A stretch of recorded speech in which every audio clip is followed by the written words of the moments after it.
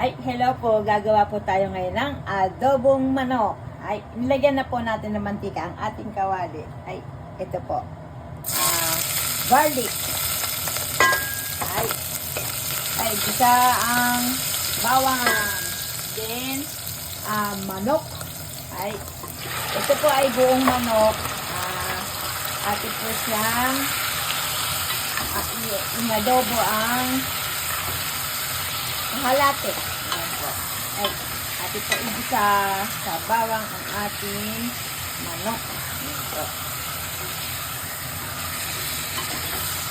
Ay, pagkagisa, ilagay po ang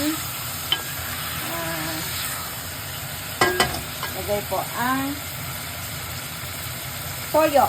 Lagay po natin. Sabay-sabay na po. Lagay po natin ang toyo. Ay, suka. Ay, at saka konting asukal. Ayan po. Haluin po natin. Ayan. Halu-haluin. Then, tatakluban po natin. At ito po ay pakukuluan po natin ng 1 oras. Yan po. Lagyan po natin ng konting tubig. Ay, lagyan po natin ng konting tubig. Ay, iyan po. Then, takluban. Ay, tatakluban po natin. Then, maghintay po tayo ng 1 oras. Then, okay na po ang ating adobo. Ilagay po natin natitirang paminta at saka konting asin po. Yan. Ay, okay na po siya. Maghihintay na lang po natin.